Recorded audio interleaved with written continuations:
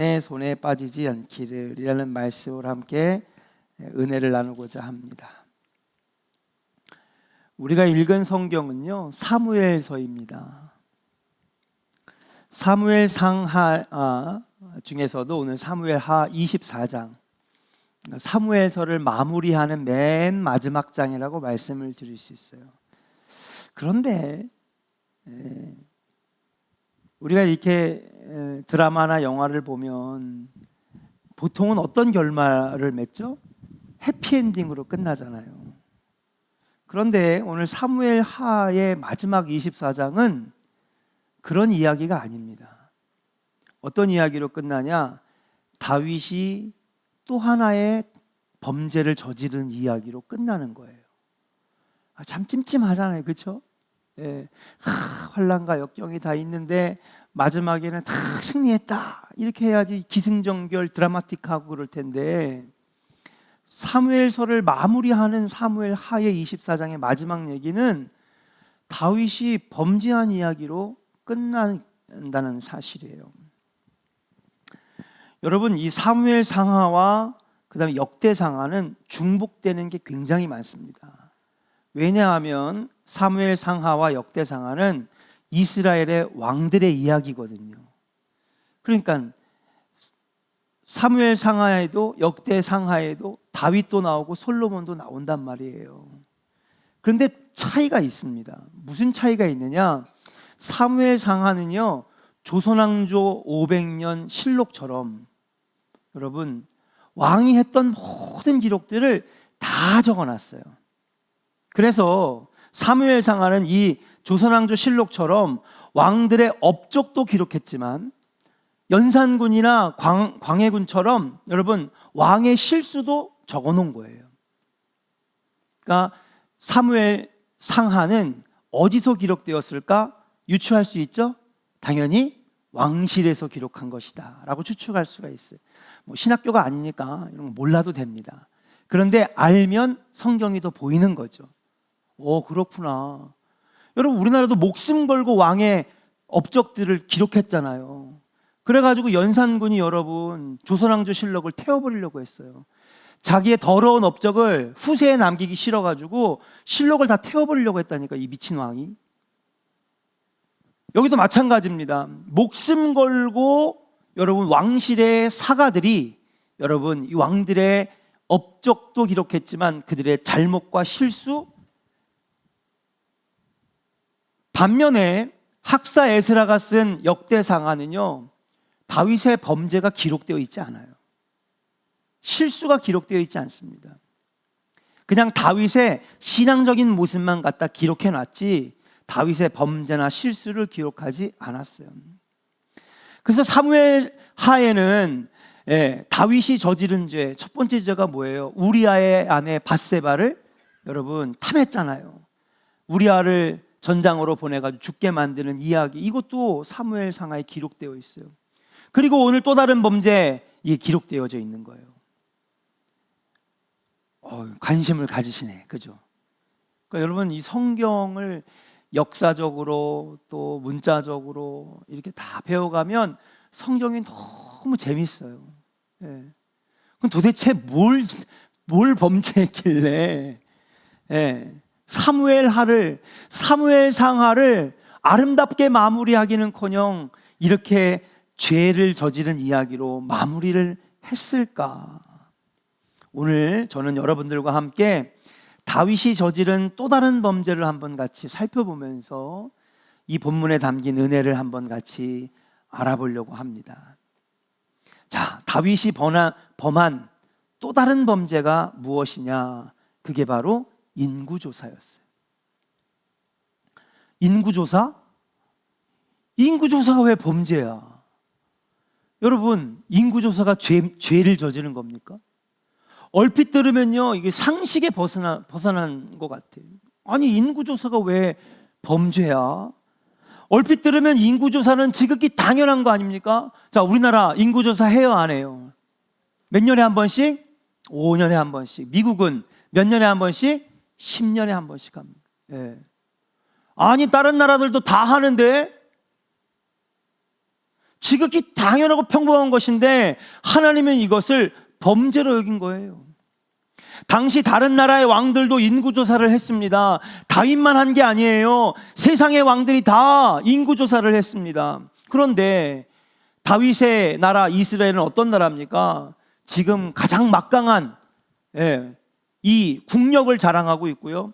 큰 영토를 확보했어요. 오늘 말씀해 보니까는요, 엄청나지 않습니까? 저기 갓에서부터 그 다음에 길르앗, 그 다음에 시돈과 두로, 여긴 옛날에 이스라엘 땅도 아니었어요. 근데 여러분 저기 브엘세바까지 다윗 때에 얼마나 큰 영토를 차지했는지를 우리가 볼 수 있는 거거든요. 그러니까 나라도 커졌겠다. 얼핏 보니까 인구도 많아졌겠다. 그러니 강대국을 이룩한 다윗이 인구조사를 시키는 것은 어쩌면 당연한 것일 수도 있다라고 하는 사실이에요. 여러분, 왕이 인구조사를 하는 이유는 바로 이 이유입니다. 여러분 다 아시죠? 뭐를 거두려고? 그렇죠. 세금 거두려고 인구조사하는 거예요. 지난번에 영유아 유기하고 살해하고 학대하고 그거 조사하려고 이 2살 아래 출생신고가 안 된 아이들만 조사를 해보니까 한 280 몇 명 나왔잖아요. 여러분, 실태를 파악하기 위해서 인구조사를 하는 거라고요. 그 백성들에게 세금도, 그 다음 또 여러분 젊은 남자들 어디 가야 돼요? 군대 가야 되잖아. 그래서 인구조사를 철저하게 해가지고 한 명도 빠짐없이 다 군대 가라 그래가지고 군대가 보내려고. 그 다음에 이제 뭐 성을 짓거나 아니면 성벽을 짓거나 어떤 무슨 뭐 강을 다리를 놓거나 이럴 때에 여러분 이 부역을 끌어오기 위해서 여러분 인구조사를 하는 거예요. 그 인구조사는 왕의 통치권, 나라의 통치권을 강화하는데 반드시 필요한 것이라고 볼 수가 있어요. 다윗이 그의 신하 요압에게 너는 가서 인구조사할 사람들을 불러 모으고 저기 최북단 단에서부터 동쪽 모압 땅 길르앗까지, 그리고 중간에 있는 시돈과 두로, 저 밑에 브엘세바까지 싹 다 전체 인구조사를 하라. 그런데 그의 충성된 신하 요압이 이 다윗 왕을 막아서는 거예요. 같이 한번 말씀을 한번 읽어볼까요? 3절입니다. 같이 읽어보겠습니다. 시작. 요압이 왕께 이르되 이 백성이 얼마든지 왕의 하나님 여호와께서 100배나 더하게 하사 내 주 왕의 눈으로 보게 하시기를 원하나이다. 그런데 내 주 왕은 어찌하여 이런 일을 기뻐하시니까 하되. 막았었어요, 안 막았었어요? 막았었어요. 요압이 말하는 건 이겁니다. 다윗 왕이시여, 어찌하여 인구조사를 시킵니까? 이 백성이 얼마든지 왕의 하나님 여호와께서 100배나 더하게 부하게 하실 건데, 지금도 이미 강하지만은 하나님이 함께 하시면 하나님께서 이 나라를 100배나 더 강성하게 만들어 주실 것인데, 왜 당신의 통치권을 더 세게 하려고 다른 세상의 왕들처럼 인구조사를 시킵니까? 이 말은 뭡니까? 이것은 신앙적인 방법이 아니라는 거예요. 참 요압은요 굉장히 충성된 신하고, 여러분 이런 왕의 의견에 반대의 의견을 내놓을 수 있는 사람은 정말 충성스러운, 목숨 걸고 얘기하는 거거든요.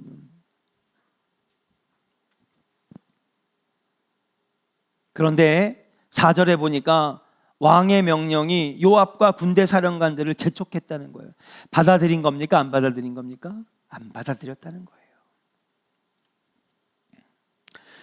인구조사를 한번 딱 살펴보니까 오늘 사무엘서는 이렇게 얘기를 하고 있어요. 요압과 군대 사령관들이 인구조사를 실행하는데 걸린 기간이 9개월 며칠이라고요? 20날이다. 그렇게 기록되어 있어요.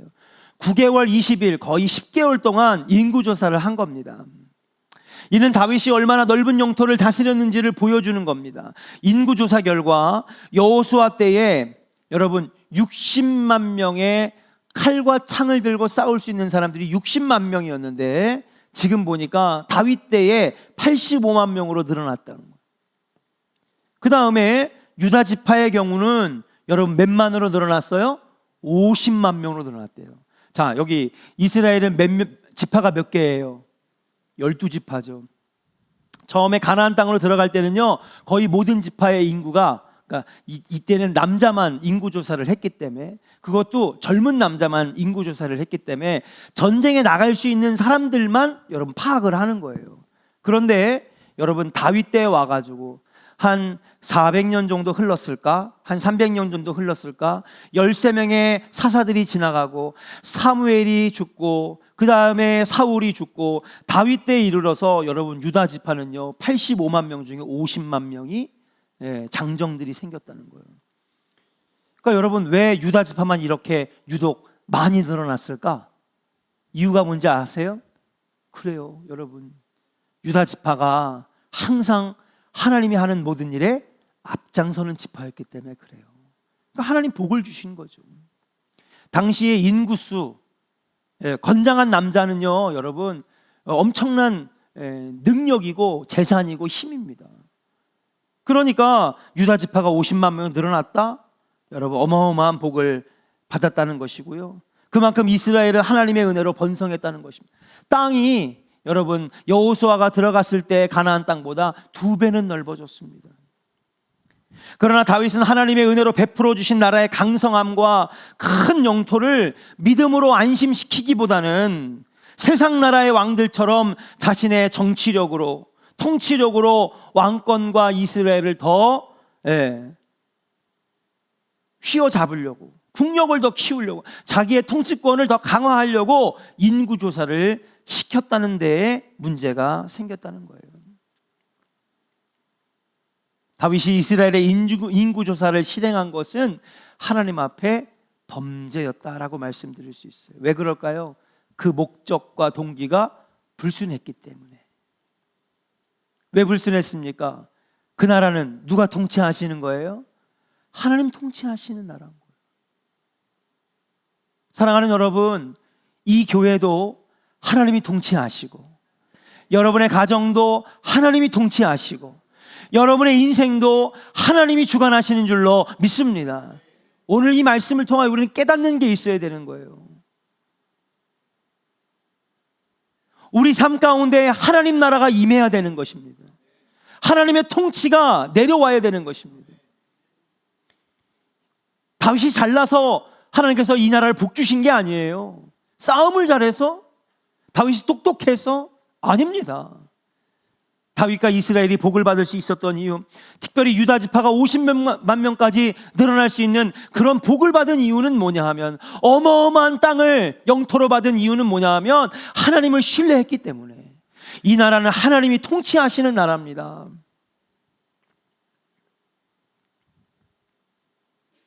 그런데 다윗은요, 왕국의 힘을 군사의 숫자로 확인하고 싶어 했어요.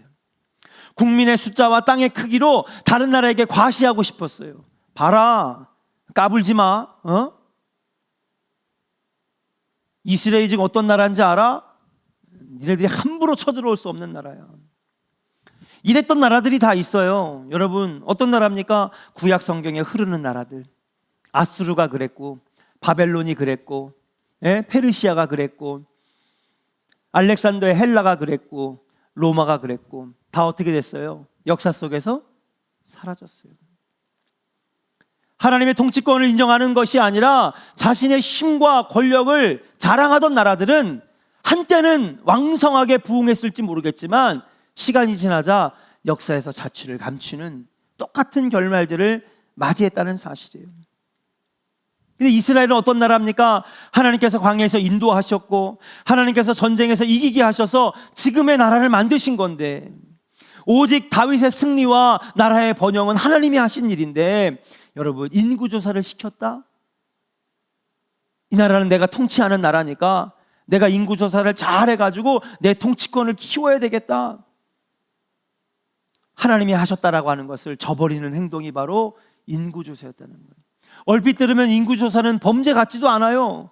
너무나 지극히 당연한 건데, 그러나 다윗이 볼 때 하나님 앞에서는 이 인구조사는 범죄였고 하나님의 불순종이라고 하는 사실. 무엇보다도 문제는 뭔지 아십니까? 신하 요압이 만류했잖아요. 하나님 왕이시여, 이건 하나님 기뻐하시지 않는 일입니다. 예. 왜 하나님이 기뻐하시지 않는 일을 하시려고 합니까? 저는 반대합니다. 그런데 오히려 왕은 더 다그치면서 요압과 군대 장관들에게 이 인구조사를 시켰다라고 하는 사실이에요. 인구조사 결과를 10개월 뒤에 보고받습니다. 그런 다음에 다윗은 인구조사의 결과를 딱 받고 나서 여러분 자기가 잘못했다라고 하는 것을 깨닫기 시작해요. 같이 한번 읽어보겠습니다. 10절 같이 한번 읽어볼까요? 10절 읽겠습니다. 시작. 다윗이 백성을 조사한 후에 그의 마음에 자책하고 다윗이 여호와께 아뢰되 내가 이 일을 행함으로 큰 죄를 범하였나이다. 여호와여 이제 간구하옵나니 종의 죄를 사하여 주옵소서. 내가 심히 미련하게 행하였나이다 하니라. 아멘. 여러분, 이 다윗이 깨달은 거예요. 10개월 동안 열심히 인구조사에서 결과를 갖고 왔더니 보고를 받는데 내가 실수했구나, 내가 잘못했구나. 하나님 앞에 고백을 합니다. 하나님, 내가 하나님 앞에 미련하게 행동했습니다. 세상 나라의 통치 방식을 따르려고 했습니다. 여러분, 300년 동안 350년 동안 여러분 사사시대에 왕을 두지 않은 이유가 있어요. 당시에 다른 나라들은 다 왕이 있었어요. 근데 여러분 왜 왕을 두지 않았을까요? 이스라엘의 왕은 누구시라고? 하나님이시라고. 그래서 알려주려고, 가르쳐주려고, 깨닫게 하려고 왕을 세우지 말아라, 왕을 세우지 말아라. 근데 자신들이 맨날 침략당하는 것은 믿음의 문제가 아니고 우리가 왕이 없기 때문에 맨날 블레셋에게, 미디안에게 계속 침략당하는 게 왕이 없어서 그런 줄 알고. 아니죠. 그들이 믿음이 없고 불순종하고 우상 앞에 절하고 말씀을 잃어버리니까 하나님이 진노의 채찍을 드신 건데 그걸 알지 못하고 왕을 세우려고 한 거예요. 근데 다윗은 이것을 알았어요. 내가 비록 왕이 됐지만 나는 진짜 이 나라의 주인이 아니라 이 나라의 주인은 여호와 하나님이라는 걸 인정했기 때문에 다윗과 이스라엘이 복을 받은 거거든요. 근데 여러분 교만해졌잖아요. 그래도 감사한 것은 다윗이 깨달았다라고 하는 사실이에요. 하나님 앞에 용서를 구합니다. 그런데 하나님은요, 이미 인구조사를 마친 이 다윗과 이스라엘을 여러분 벌하기로 결정을 하신 거예요. 그 이유가 뭐냐 하면 오늘 이 24장 1절에 보니까 하나님께서 이 다윗에게 인구조사를 시키셨다 그렇게 나오거든요. 그러니까 우리가 얼핏 읽어보면은 아니 그러면 하나님이 죄를 짓도록 시킨 거네 이렇게 생각할 수 있잖아요. 하나님이 안 시키면 됐잖아, 하나님이 시키셨네, 우리는 이렇게 생각할 수 있어요. 오해할 수가 있어요. 그런데 하나님이 시키신 것이 아니라 그냥 다윗의 마음을 내버려뒀다. 히브리어 원어를 보면 하나님께서 다윗의 완악한 마음을 그대로 내버려뒀다 이렇게 해석이 돼요. 근데 한국 여기 성경에는 이 시키셨다라고 나와요. 같이 한번 읽어볼까요? 같이 읽겠습니다. 24장 1절 같이 읽어볼게요. 시작. 여호와께서 다시 이스라엘을 향하여 진노하사 그들을 치시려고 다윗을 격동시키사 가서 이스라엘과 유다의 인구를 조사하라 하신지라. 예. 아멘. 그러니까 여러분 이미 하나님은 뭐 하시려고 하신 거예요? 24장 1절에 보니까 이스라엘 향하여 뭐 하시려고? 진노하사 그들을 치시려고 하신, 이미 벌써 하나님 마음은 정해진 거예요. 그러니까 여러분 어떻게 하나 보자, 다윗에게 그냥 그대로 내버려뒀는데 이미 다윗도 교만해졌고 이스라엘 백성들도 하나님을 향한 믿음을 잃어버린 거예요. 이 나라는 하나님이 주인이시고 하나님이 통치자시고 하나님이 진정한 왕인데 다윗이 지금 잊어버린 거예요. 내가 통치하는 거지, 내가 왕이지, 내가 이 나라를 지금까지 이렇게 일으킨 거지, 내가 한 거지, 내가 한 거야. 이스라엘 백성들도 나라가 너무나 부강해지니까 하나님의 은혜를 잃어버린 거예요. 하나님이 그냥 그대로 완악한 마음을 내버려뒀더니 다윗이 가가지고 인구조사를 실시했다는 것이죠. 하나님께 용서를 구했어요. 하나님, 제가 잘못했습니다. 제가 미련한 생각을 했습니다. 죄를 저질렀습니다. 용서를 구했지만은 하나님은요, 선지자 갓을 통해서 다윗에게 세 가지 징벌을 선택하라고 합니다. 첫 번째, 여러분 11절 같이 한번 읽어보겠습니다. 11절 같이 읽어볼까요? 시작. 다윗이 아침에 일어날 때에 여호와의 말씀이 다윗의 성견자 된 선지자 갓에게 임하여 이르시되. 12절에 보니까 세 가지 중에 하나를 택하래요. 13절 읽어보겠습니다. 시작. 가시 다윗에게 이르러 아뢰어 이르되 왕의 땅에 7년 기근이 있을 것이니까 혹은 왕이 왕의 원수에게 쫓겨 석 달 동안 그들 앞에서 도망하실 것이니까 혹은 왕의 땅에서 사흘 동안 전염병이 있을 것이니까 왕은 생각하여 보고 나를 보내신 이에게 무엇을 대답하게 하소서 하는지라. 예, 세 가지를 선택하라고 합니다. 첫 번째는 무엇입니까? 7년 기근, 7년 동안 기근이 있을 것이다. 두 번째는 무엇입니까? 석 달 동안 너는 대적에게 쫓기는 신사가 될 것이다. 세 번째는 무엇입니까? 3일에 전염병. 이 세 가지 중에 하나 선택하라는 거예요. 뒤에 나오는데요, 여러분, 다윗이 고민하고 7년 기근을 생각해 보니까 너무 고통받는 기간이 길어. 안 되겠다. 또 석 달을 대적에게 쫓기는 벌을 받자니, 예전에 어떤 일이 있었어요? 여러분, 아들에게 여러분 쫓겨가지고 모압 땅으로 피신했을 여러분 경험이 있잖아요.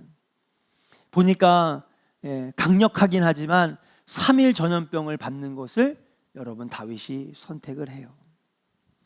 물론 이렇게 벌을 선택할 수 있게 해주시는 것도 하나님이 다윗이 그나마 뒤늦게 회개하고 간절히 구했기 때문에 선택권을 주신 거지. 그 형벌을 경감받을 기회를 주셨다는 의미로 우리는 받아들일 수가 있는 것입니다. 자, 다윗은요 바로 3일 동안 전염병이 일어나는 것을 암묵적으로 선택을 해요. 결국 이 전염병으로 3일 동안 몇 명이 죽느냐? 7만 명의 이스라엘 백성들이 죽임을 당합니다.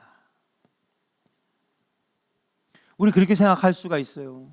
아니, 다윗이 하나 실수한 것 때문에 7만 명이 죽다니. 그렇잖아요. 근데 하나님은 이미 이스라엘에게 진노를 하신 거예요. 왕만 교만해진 게 아니라 이스라엘 백성들도 교만해졌고 하나님의 은혜를 잃어버리니까 다시 한번 깨닫게 하시려고 진노의 채찍을 들었다라고 하는 사실이에요. 왕이 인구조사를 실시하는 이유는 부국강병을 이루기 위한 것입니다. 하지만 다윗은요, 이 일을 계기로 다시 한번 분명하게 깨닫게 되는 거예요. 이스라엘 이 나라는 사람의 능력으로 다스리는 나라가 아니라 누구의 능력으로? 하나님의 능력으로 다스리는 나라, 하나님의 손에 맡겨지는 나라, 하나님 손에 통치되는 나라라고 하는 것을 절실하게 깨닫게 되는 거예요. 다윗은 이것을 계기로 하여서 하나님을 더욱 온전하게 의지하게 됩니다. 그래서 이렇게 고백을 해요. 오늘 말씀의 제목이에요. 14절 같이 한번 읽겠습니다. 같이 읽어볼까요? 시작. 다윗이 갓에게 이르되 내가 고통 중에 있도다. 청하건대 여호와께서는 국률이 크시니 우리가 여호와의 손에 빠지고 내가 사람의 손에 빠지지 아니하기를 원하노라 하는지라. 선포합시다. 여호와의 손에 빠지고 사람의 손에 빠지지 아니하기를 원하노라. 여러분, 기도 제목 되시기를 주의 이름으로 축복합니다. 우리가 살아가면서 사람의 손에 빠지기가 쉬워요. 사람의 손에 빠진다는 것은 무엇입니까? 사랑하는 여러분, 세상적인 방법, 인간적인 방법, 사람에게 의지하는 것, 이것이 바로 사람의 손에 빠지는 것입니다. 그렇게 됐다가 여러분 크게 어려움을 당하잖아요. 하나님이 때로는요 눈물이 쏙 빠지게 우리를 채찍질 하실 때가 있어요. 교회 잘 다니고 직분 잘 맡고 신앙생활 잘하는데 어쩔 때 보면 내가 참 어려운 고난을 당할 때가 있어. 그때마다 오늘 다윗이 했던 이 행동들을 우리가 여러분 본받을 필요가 있어요. 다윗이 그래도 다른 왕들과 달랐던 건 뭐냐 하면 그의 마음이 완악하지 않고 강팍하지 않고 금방 자신의 잘못을 깨달았다라고 하는 사실. 주님, 제가 잘못했습니다. 내 마음이 완악해져서, 내 마음이 교만해져서 인구조사한 거, 이거 내가 잘못한 겁니다. 내가 밀어냈습니다. 내가 사람의 손에 빠지고 세상의 방법을 택했습니다 라고 하는 것을 금방 시인했다는 사실이에요. 사랑하는 여러분, 과거의 잘못에서 교훈을 얻을 수 있어야 될 줄로 믿습니다. 누구나 여러분 다 잘못을 저지를 수 있어요. 실수 안 하는 사람이 어디 있고 하나님 앞에 범죄 안 하는 사람이 어디 있습니까? 우리도 하나님 앞에 불순종할 때가 있고 범죄할 때가 있어요. 그런데 다윗이 그래도 하나님 앞에 인정받는 그런 왕이 될 수 있었던 건 뭐냐 하면 과거의 잘못에서 여러분 교훈을 얻어서 빨리 하나님 앞에 회개했다는 사실이에요. 이해할 수 없는 어려움을 당할 때에, 정말 감당하기 어려운 채찍질을 당할 때에 우리는 우리 자신을 한번 돌아볼 수 있는 그러한 모습이 우리에게 필요한 줄로 믿습니다. 아, 내가 교만했구나. 내가 기도하지 않고 하려고 했구나. 내가 하나님을 의지하기보다는 사람들의 눈치를 살피면서 하려고 그랬구나. 하나님 말이 더 무서운 건데 사람의 말을 내가 더 무서워했고, 하나님 말씀이 더 두려운 것인데 내가 사람의 한마디에 내가 휩쓸렸구나. 지금이라도 늦지 않았으니 회개할 수 있는 마음, 용서를 구할 수 있는 기도, 그 모습이 우리에게 필요한 것인 줄로 믿습니다. 다윗도 잘못 많이 저질렀어요. 다윗도 실수 많이 했습니다. 우리는 상상도 할 수 없는 범죄도 저질렀어요. 그의 손에는 항상 피가 묻어 있었습니다. 그의 아들들도 다 죽임을 당했습니다. 그런데도 하나님이 다윗을 위대하게 세우셨던 이유는 무엇이냐? 실수는 했지만, 잘못은 했지만, 범죄는 했지만 빨리 깨달아 하나님 앞에 엎드려 무릎 꿇고 기도하고 회개하고 다시 믿음으로 무장했다라고 하는 것인 줄로 믿습니다. 사랑하는 여러분, 과거의 잘못에서 교훈을 얻고 깨달을 수 있는 우리 조원의 성도들 되기를 주의 이름으로 간절히 축원합니다. 깨달아야 되는 거야. 아, 믿음의 사람은 사람의 손에 맡겨지는 게 아니라 하나님 손에 맡겨져야 되겠다. 우리 조원의 성도들의 인생이 하나님 손에 맡겨지기를 주의 이름으로 간절히 축원합니다. 네, 내 인생 내가 운전대를 잡고 드라이브하는 게 아니라 주님이 내 인생의 운전대를 붙잡고 드라이브해 주셔야 되는 거예요. 하나님의 백성은 세상의 방법이 아닌 하나님의 방법으로 살아가야 한다는 것을 깨닫고 고백할 수 있는 우리 조원의 성도들 되기를 주의 이름으로 간절히 축원합니다. 잘못할 수 있어요. 실수할 수 있어요. 그럼 빨리 무릎 꿇고 엎드려 회개하고 절치부심하고 다시 하나님 앞에 기도의 무릎을 꿇고 바로 잡아 나가는 그 모습이 있을 때에 하나님은 그 인생을 다시 일으켜 주시고 다시 회복시키시는 놀라운 은혜가 다시 임할 줄로 믿습니다. 다윗은 세상의 왕들이 사용하는 방법으로 권세를 강화하려고 하는 유혹에 빠졌어요. 지금도 우리가 얼마나 많은 유혹에 빠집니까? 그렇죠? 세상의 말은 다 달콤합니다. 세상의 방법은요, 잘 될 것만 같아요. 어쩔 때 보면요, 하나님 말씀이 너무 어리석어 보이고 하나님의 방법, 믿음의 방법은 말도 안 되는 것 같이 들려질 때가 있습니다. 그러나 우리는 알아야 됩니다. 잠깐 잘 되는 것 같으나 마지막은 멸망이고 마지막은 실패라고 하는 사실. 그러나 하나님의 백성은 알아야 돼요. 지금 잠깐 어려움이 있을지라도 믿음의 방법으로, 하나님의 방법으로 살면 마지막에 여러분들을 창대하게 하시는 놀라운 은혜가 있을 줄로 믿습니다. 하나 합시다. 지금은 심히 미약하나 나중은 심히 창대하리라. 예, 여러분, 누구에게 주시는 거예요? 아무것도 안 하는 사람에게 주시는 말씀이 아니에요. 하나님의 방법으로, 하나님의 주권을 인정할 때에 이 가정을 하나님 손에 맡겨드리고 교회를 하나님께 맡겨드리고 이 나라를 주님께 맡겨드릴 때에 그 말씀 그대로 축복으로 나타나는 역사가 여러분들에게 있을 줄로 믿고, 여러분 세상의 손에 빠지지 말고 하나님 손에 빠지는 우리 조원의 귀한 성도들 되기를 주의 이름으로 간절히 축원합니다.